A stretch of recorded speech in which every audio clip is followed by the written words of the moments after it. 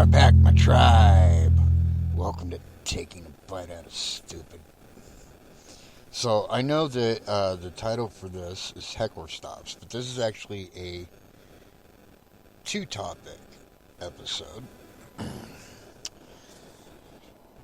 And Heckler Stops is actually going to be the later one, the second one. You stupid, white dumbasses made such a stink that they changed the name to the Cleveland Guardians. The fucking dumbest name ever. And you know what? The second they changed their name, they started losing. Like all the time.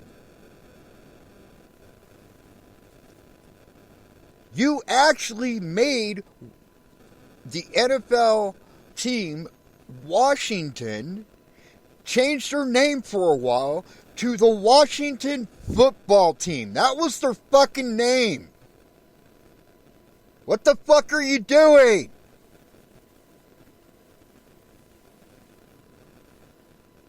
At least the Atlanta Braves are still the Atlanta Braves, at least as far as I know.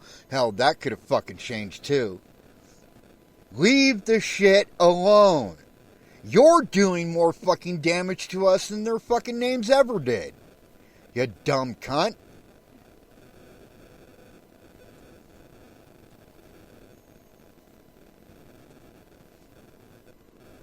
You're the kind of people that would go, how dare you mistreat that child when they're talking to fucking Chucky?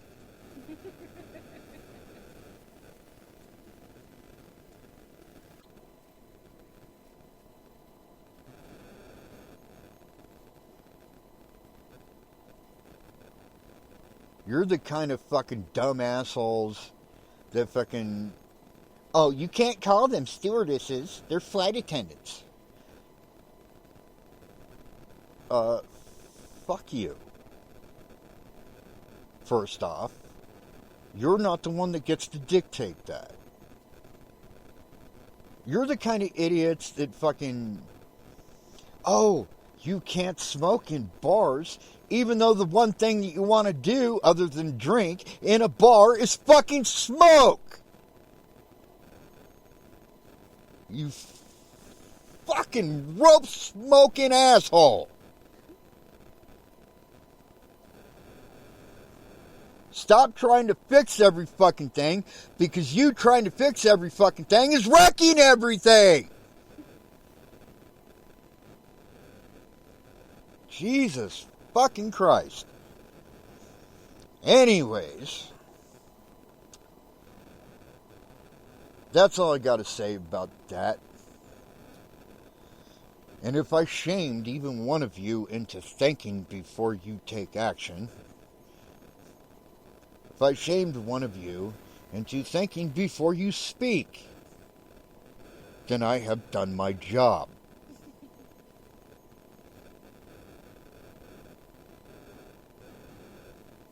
And if not, I invite everybody else in the country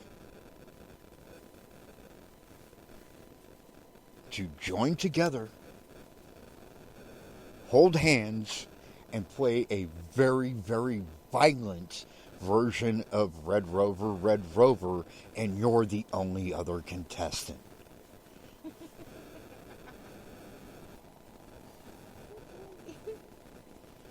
Anyhow, on to the other topic, Heckler Stops. Now, I know what you're thinking. Who am I? Right? Well, I'll tell you who I am. 30 years ago, I was on the precipice of being a fairly big comedian. And I don't mean my size. I mean, I was going to be like the next big thing, kind of.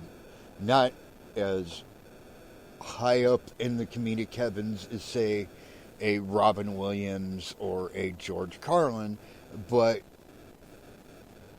you know, like mid-level probably. Enough that I could make a living at it. And what happened, and for those fellow comedians who might be listening, that have been around for a while, anyways, that weren't born in the 1990s uh, probably are aware of this, that in the 90s, the market was completely flooded with comedic talent. And I mean to the point where it was actually really hard to get booked anywhere unless you were already, a name. Um, and so I had to give it up. And it was supposed to be a temporary thing. I was going to give it up for a year or two. But, I had to pay bills and I had to survive. And it's hard to do that when you're doing comedy for no money. Um, so I kind of gave it up. Felt like I didn't have a choice and got myself a quote-unquote day job. And that year or two ended up turning into 30, and now here we are. But I was a stand-up comic, and 30 years ago I had the honor of opening, being the replacement opener even.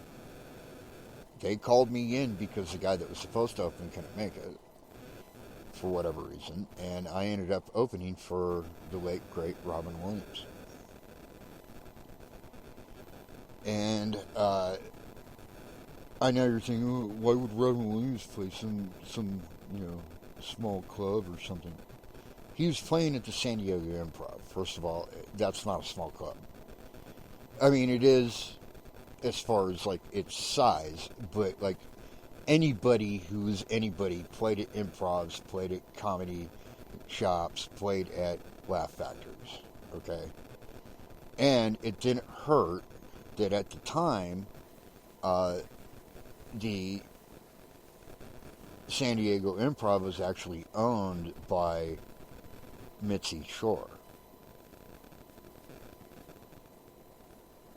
And if you're not familiar with her, you're not a comedian, and you're unaware of who Pauly Shore is, probably, too. In any case, so I played a lot at that club, and a lot of it, I will admit, in the beginning was open mics. But then I started opening for headliners and stuff. No big names really, but locally they were the shit kind of thing, and I was rising up the ranks, so to speak. I put in a couple of years, and I was I had my finger on the pulse of what was funny in America at that time, and how to shock people yet make them laugh.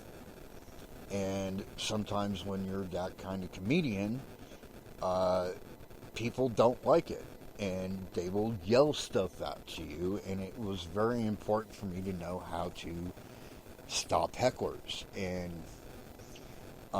we're going to talk about that, because there's actually two options, as far as I see it anyways. There could actually be more that I'm unaware of, but there's two that I know of. One is you take something about the person and use it against them. For example, hey buddy, nice shirt. What homeless guy did you buy that off of? See what I mean? And then the other option is to just go full on brutal, without having any information on them at all. And I'll give you an example of this. This actually happened, and this is actually what I said. So I was doing my set, and somebody yelled out something. I don't understand what the guy said. I don't speak Drunkenese. But he said something, and my quick and immediate response that actually got just as many laughs as my set was,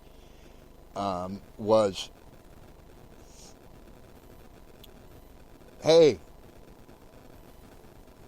what's it taste like when you kiss your girlfriend? Does it taste like my dick?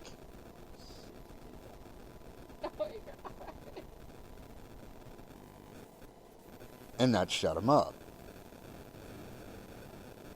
Pissed him off, but it shut him up. He was too busy being infuriated to say anything else. And I don't care. Be infuriated. I'll take you apart, dude. I don't care. But neither here nor there. The point is those are the two things, right? So in order to pull this off, a lot of the times, you actually have to have a sense of humor. All right? A lot of people think they have a sense of humor because they like good comedy. And to a degree they do, but when I say sense of humor, I'm talking about the kind of sense of humor you have to have. The sick, twisted, dark type of humor that you have to take tragedy and form it into comedy. That's what I'm talking about when I say sense of humor, right? And you got to be quick-witted. And what I mean by quick-witted is somebody says something, you immediately say something back. There is no pause in between. You immediately shut them down. All right? If you don't have those two things, some people have them naturally, but others have to learn those skills. And so, my suggestion to you, and I know this is something that every comedian would give to you as advice, get up there. Go to open mics. Go to as many open mics as you can. And if you can get booked at a show, more power to you. But do it, and do it often. Right? That's how you hone your skills. I'm very lucky that my skills have never been forgotten. You know, they haven't really gotten rusty so much. But I'm also unfortunate that in my area there's really only one comedy club. And they're booked solid for the rest of the year, so it's not like I can get in there and do my stuff. But once I do, I'm filming my special, which will be released on my website. You can pay $10 for it to download it, and I promise you, you will not be disappointed. But I will give links and whatnot on my Facebook page for that, and links here and Spreaker for that, and possibly even Spotify when that happens. In the meantime, what I'm doing to kind of keep my skills sharp is this podcast. Alright? I have zero problem sharing my knowledge with up-and-comers, and I hope up-and-comers are actually listening to the show. I truly do. I hope that I can supply you with some knowledge you didn't have before. I hope in some small way that I can help you. And trust me when I say there's not a lot of comedians that'll do that want to help you. But the good ones do. And so I guess I'm saying I'm good. But, that's what it is. Because comedy, just like any other walk of life, you're going to find assholes. That's just how it is. And I could name names, but I'm not going to. Because I'm above it. You know what I mean? Like, I don't need to stoop that low. Like they would. So, if I can teach you anything, I'm all about it. And if you find what I say useful, then I'm all about it. What I will not put up with on my channel, on my Facebook, on anything, is haters. If you're a hater, then just fuck right the fuck off. Because I have no use for you. Nobody else has any use for you. You're just a waste of human flesh.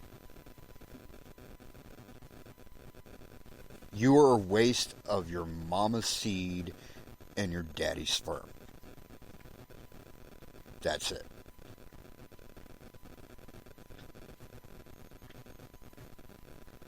Anyway,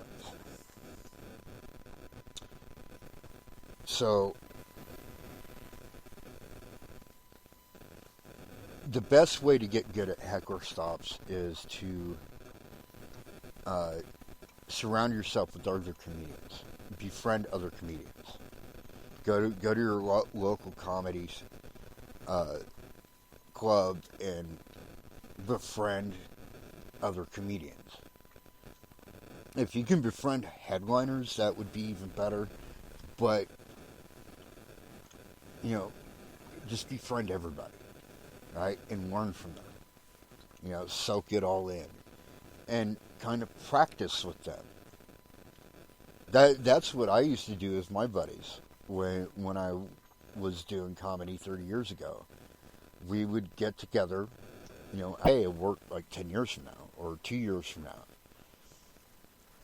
And sometimes your ideas just suck. And that's okay too, but at least that way you know. And you don't throw anything away. Right? Now, my writing process is a little bit different because I don't actually write. I mean, physically, I don't write. I memorize everything, but I have a good memory for that. Not everybody does. I actually have eidetic memory. So, that works for me. And it also means that's one less thing I have to haul around with me. That's just how that goes.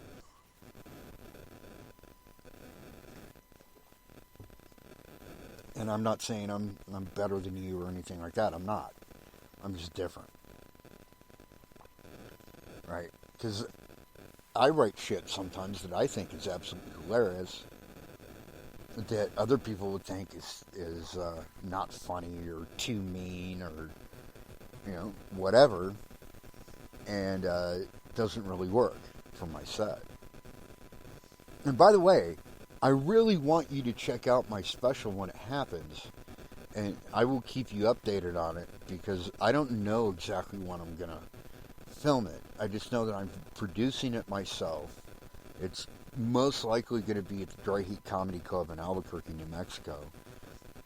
And it'll be totally self-produced by me. So everything that you pay, like you go to my website, and I'll put up link to my website and stuff too. And it becomes available for downloading. You download it. Hiccups. All of that money goes to me. And I know I probably should say it goes to charity or whatever. No, it goes to me. Because it's my work. And that's how I'm going to make money on this. And, if you have ideas for me, I'm not like a lot of other comedians that doesn't want to hear your fucking ideas. I want to hear your ideas, even if they're stupid. I'll hear them. I may never use them, but I'll hear them. So if you ever see me at a comedy club and want to come up and say hi and lay some ideas on me, I'll hear you out. I won't necessarily use it, but I'll hear you out. I'll give you that much courtesy. A lot of other comedians just be like, get the fuck out of here. But not me. Alright? But once again, I'm not saying I'm better than anybody else. I'm just different. Alright? I won't laugh in your face. I may laugh at you after you leave, but I'm not going to laugh in your face. I'm not going to damage your what's the word? Your dignity, right? I'm not going to damage your ego. I'm going to let you feel good about yourself, and then I'm going to laugh after you've left. But hey, at least I'm fucking honest about it. which is more than I can say for some people. I mean, I will tell you now, if you're interested in getting into comedy, I hope you have the basic talents for it. I truly do, because otherwise this could be a really brutal ride. But I hope you have at least the basic talents for it, the sense of humor, the timing, and the delivery. I hope you have those down at least, or at least working on it. And hey, like I said, if I can teach you how to be better at those things, I'm more than willing. But yeah, yeah, I am honest about my bullshit. That's about the best I can say.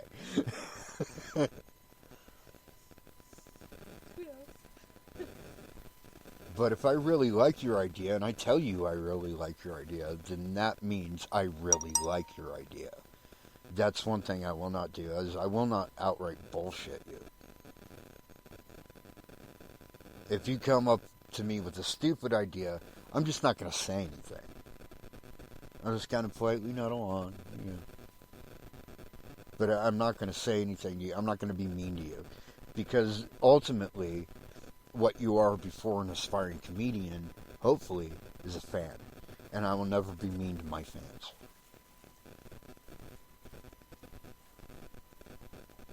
Unless they're stalking me. In which case, all bets are off. Because I don't need to know what's in the box. God. I don't need to see Gwyneth Paltrow's head in the box. Sorry, I don't. I don't need you mailing me dirty underwear. I don't need it. Okay? And I also don't need you stalking me going, I know where you live. I don't need that shit. But if you're a true fan, not a stalker, but a true fan, and you enjoy my stuff, and you like what I do, and you find me to be funny, which is the whole fucking point of doing this in the first place, then awesome. I'll fucking hang out with you. I don't care. No, I will not accept drugs because I'm clean. Except for weed, occasionally. But, yeah, I have to be in the mood for that. And I drink wine occasionally, but I'm not doing it every day. I'm not, yeah, it's not an everyday thing for me. Point is, like, I'd go to, like, a Denny's with you and hang out and drink coffee and just talk shop. If it helps you, it helps you. But if you come across as creepy, adios, motherfucker. What can I say? And I know that I'm not saying I'm a celebrity, but, like, I could become one. As a celebrity, like, it's hard to do that because everybody's trying to protect you from the potential, stalker. And I have no interest in being the next John Lennon. You know what I mean? Like I don't need to be gunned down by a fan in front of my house. But if you're a true blue human being and you're really interested in getting to know the ins and outs of comedy and how it all works, and you're trying to be a comedian yourself, I would have zero problem going out to coffee with you. Especially if you're paying for it.